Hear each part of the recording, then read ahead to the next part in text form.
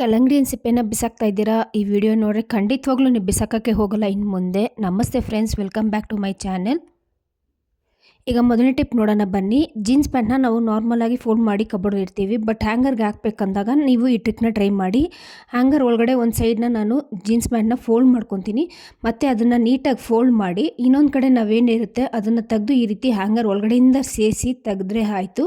ನೋಡಿ ಎಷ್ಟು ನೀಟಾಗಿ ಸೆಕೆಂಡ್ಲಾಗಿ ನಾವು ಜೀನ್ಸ್ ಪ್ಯಾಂಟ್ನ ಹ್ಯಾಂಗರ್ಗೆ ನೇತಾಕ್ಬೋದು ಅಂತ. ಈ ರೀತಿ ತೆಗೆದು ನೀವು ಕಬೋರ್ಡಲ್ಲಿ ಇಟ್ಟಿದ್ದೀವಂದರೆ ಅದು ನೀಟಾಗಿ ಕಾಣಿಸುತ್ತೆ. ಒಮ್ಮೆ ಈ ಟ್ರಿಕ್ನ ನೀವು ಟ್ರೈ ಮಾಡಿ ನೋಡಿ. ಈಗ ನೆಕ್ಸ್ಟ್ ಟಿಪ್ ನೋಡೋಣ ಬನ್ನಿ. ಈಗ ಕಾಮನಾಗಿ ನಾವೆಲ್ಲಾದರೂ ಓಡಬೇಕಂತಂದಾಗ ಸ್ಯಾರೀಸ್ಗೆ ಪಿನ್ ಮಾಡೇ ಮಾಡ್ತೀವಿ, ಬಟ್ ಈ ರೀತಿ ತೆಳುವಾಗಿರೋಂಥ ಸ್ಯಾರೀಸ್ಗೆ ಪಿನ್ ಮಾಡಬೇಕು ಅಂದಾಗ ಎಲ್ಲಿ ಹೋಲಾಗುತ್ತೆ ಅಂತ ತುಂಬ ಭಯ ಆಗುತ್ತೆ.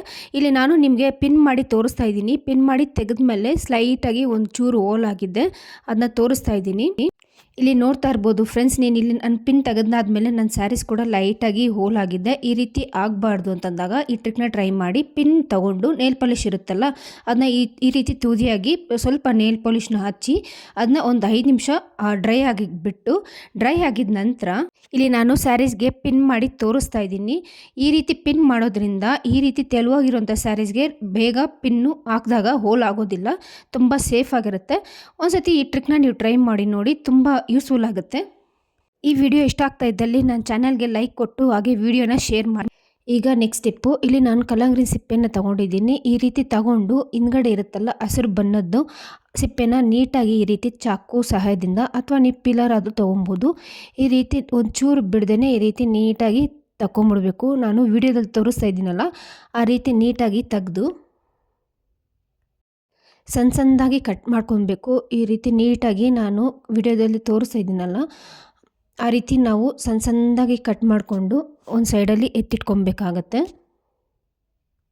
ತುಂಬ ಜನ ಕಲ್ಲಂಗಡಿ ಸಿಪ್ಪೆ ವೇಸ್ಟ್ ಅಂತ ತೆಗೆದು ಬಿಸಾಕ್ಬಿಡ್ತಾರೆ. ಆದರೆ ಈ ವಿಡಿಯೋ ನೋಡಿ ನಂತರ ನೀವು ಕಲ್ಲಂಗಡಿ ಸಿಪ್ಪೆನ ಬಿಸಾಕೋದಕ್ಕೆ ಹೋಗೋದಲ್ಲ ಇನ್ನು ಮುಂದೆ.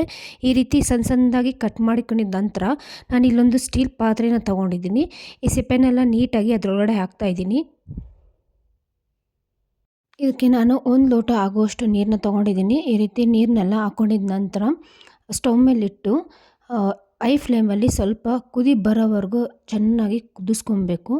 ಈ ರೀತಿ ನಾನು ಕುದಿಸ್ಕೊತಾ ಇದ್ದೀನಲ್ಲ ಆ ರೀತಿ ಕುದಿಸ್ಕೊಂಡಿದ್ದ ನಂತರ ಗ್ಯಾಸ್ ಫ್ಲೇಮ್ನ ಆಫ್ ಮಾಡ್ಕೊಂಡಿದ್ದೀನಿ. ಆಫ್ ಮಾಡ್ಕೊಂಡಿದ್ದ ನಂತರ ಇದನ್ನು ಚೆನ್ನಾಗಿ ತಣ್ಣಗಾಗಕ್ಕೆ ಬಿಡಬೇಕು. ತಣ್ಣಗಾದ್ಮೇಲೆ ಈ ರೀತಿ ಸೋದಿಸ್ಕೊಂಡು ಇದಕ್ಕೆ ನಾವು ಸಿಹಿಗೆ ಅಂತ ಹೇಳಿ ಜೇನುತುಪ್ಪನ ಹಾಕ್ಕೊತಾ ಇದ್ದೀರಿ. ನೀವು ಜೇನುತುಪ್ಪ ಬದಲು ಹಾಗೆ ಕೂಡ ತೊಗೊಬೋದು.